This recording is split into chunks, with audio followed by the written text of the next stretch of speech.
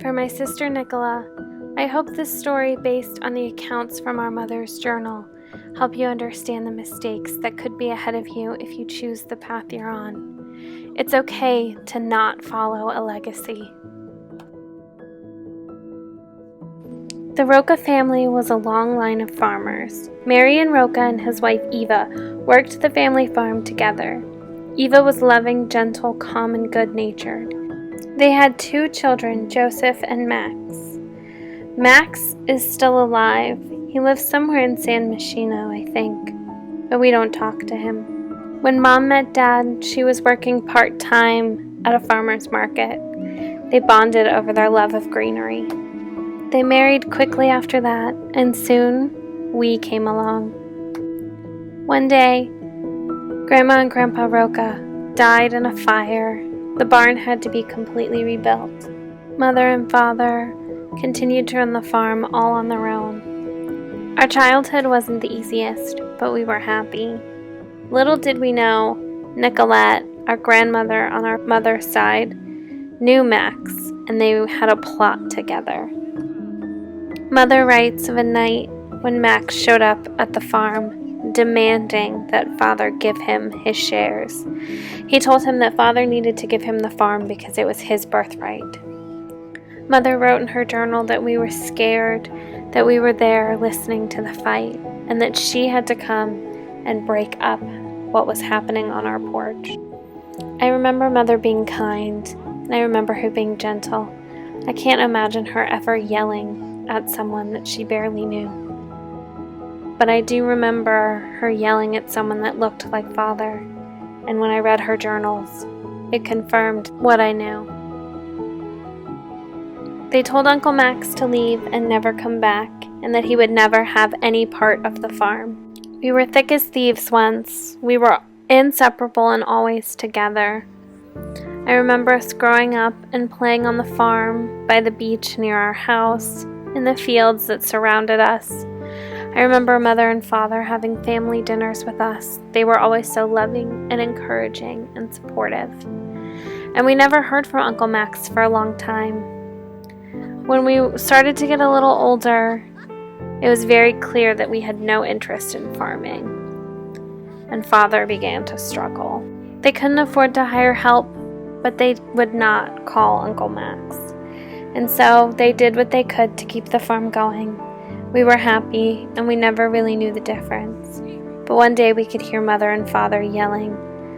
Every time we would leave the room, we'd hear their harsh whispers. We could hear the shouting at bedtime. Mother wrote not long after her mother, Nicolette, had begun offering her 60,000 simoleons to leave Father. Soon after, Max was demanding his share of the farm and that our parents leave immediately.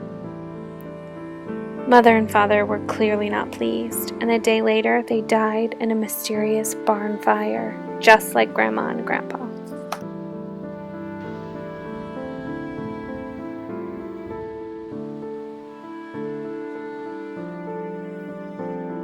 Not long after, the farm began to close. Money began to run out, and we were running out of time. I saw Max and Nicolette one day at a cafe, and they looked awfully cozy. I can't prove anything, but I suspect it was foul play. That's when I began to see the world dark and cold. I began to shut myself away and avoid social interactions. It changed my hair and my whole look. It wasn't long after that Uncle Max showed up at the farm. He yelled at us, he threatened us. We tried to stand our ground, but it wasn't enough.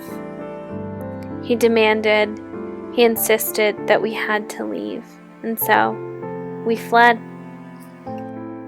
Luckily, Father was really into camping, so we grabbed our camping gear. I grabbed Mother's journal, and we ran. Inside Mother's journal, I found a deed to a house, which is where we ended up, in the Del Sol Valley. But it was a while before we saw the deed in there. It was a while before we confirmed it was our inheritance. And so we camped out for weeks. I'm glad we have what we have, but I want justice for our parents.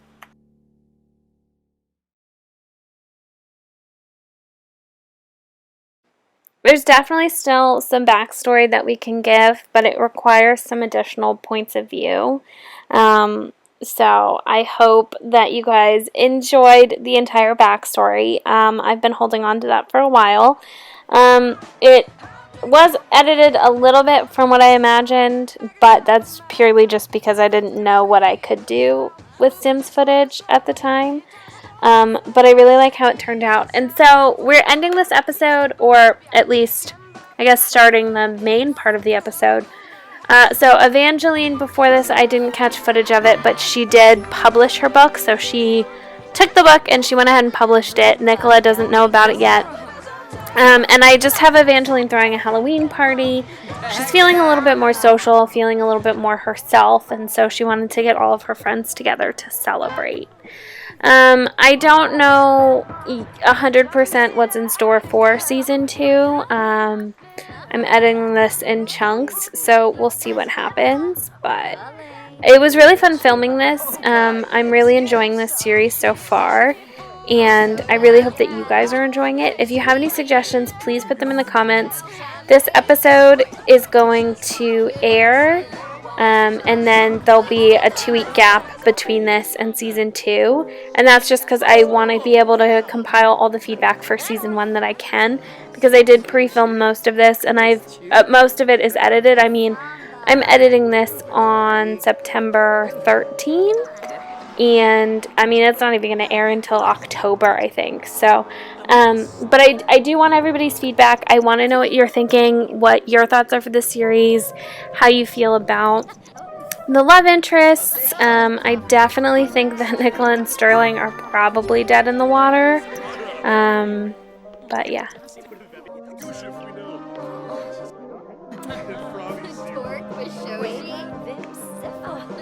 I'm trying to be super careful with like the audio from the radio now, because I have gotten a couple copyright strikes about it, and it's totally in gameplay. Wait, hold on a second. Is that Nicola? Has she been here this whole time? She's been here the whole time. I didn't notice. I didn't even realize she was back from her vacation with Sterling yet. I sent them away, and I barely got any footage of them because I needed to have time with Evangeline. Wait a minute. Is that a baby bump? I'm sorry, what now? Nicola, when did this happen? Nicola, this is not okay. When did this happen? On your vacation? This is not okay. No one asked for this.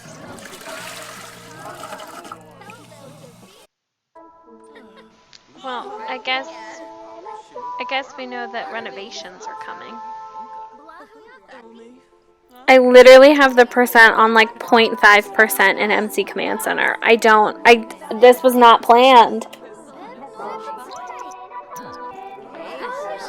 I think it's only fitting that we're ending up on a Halloween episode, because I think Halloween was one of the first episodes of the season. So it's almost like we did a full sim year in one season. So I think after spending some time editing and thinking about it, I think I do have an idea of what's going to happen with the baby. I'm going to include some additional footage. I mean, this is a shorter video anyway, because I had to split the two. I should have just made it one long episode, but I'm going to put some footage at the bottom. I did start filming a little bit of season 2, but not enough to affect anything if I get any feedback from you guys. But I'm going to include it at the end of this as an epilogue, so if you stayed around this long, you're going to see a little bit of a teaser for what is coming.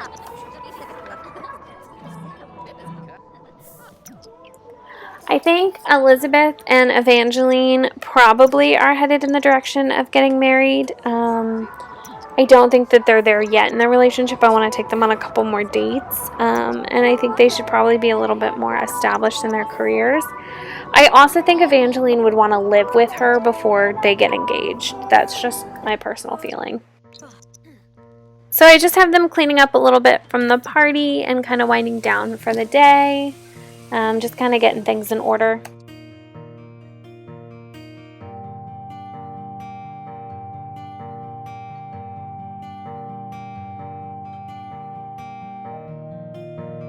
I'm still in such shock about Nicola. Like, it's not planned, and she's definitely not the one I would have planned to have an unplanned pregnancy. Like, this throws everything out of the window. So I'm just going to have them spend a little bit of time together before everything changes, I guess. We're going to have to wait and see what happens with Evangeline's book and everything.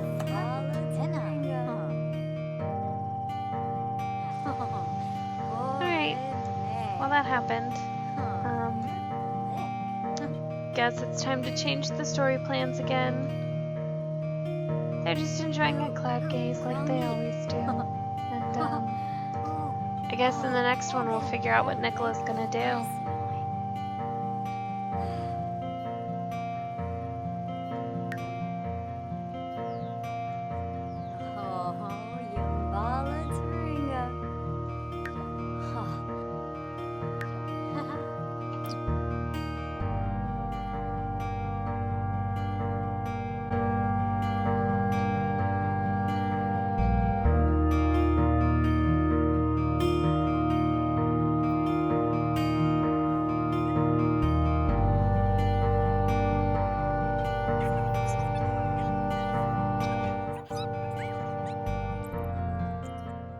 Dear Nicola, I've done what you asked. Nicholas and I are far away from Del Sol Valley.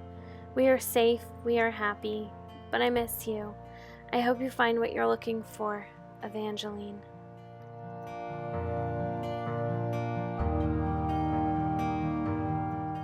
Dear Nicola, I still haven't heard from you. It's been a few months. Is everything okay? Please call me, Evangeline. Dear Angie, I am well. I've just been so busy. The movie blew up. Life has just been so crazy. I broke up with Sterling. I hope you and Nicholas are okay. I do miss you, but it's better this way. Your Nicola.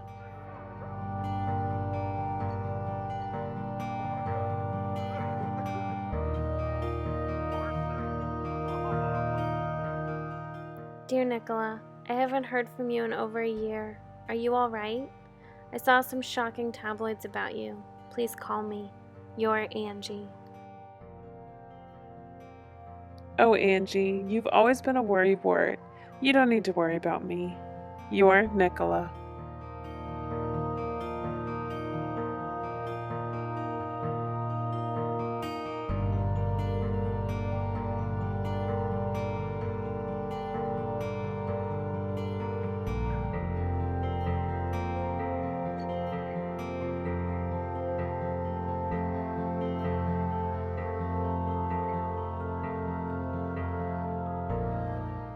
Dear Nicola, I wish you would call me.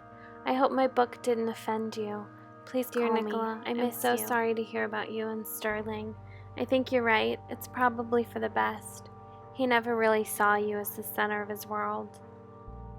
I saw you on the news the other night. It looked pretty intense with all those cameras. I hope you're okay. Please call me. Dear Nicola, where have you been? Dear Nicola, I haven't heard from Nicholas said his first Nicholas is getting so big. He said call me. Nicholas is walking. He's running around everywhere. Dear Nicola, we miss you. Are you coming for the holidays this year? Nicholas would really like to see you. Please call me, Evangeline.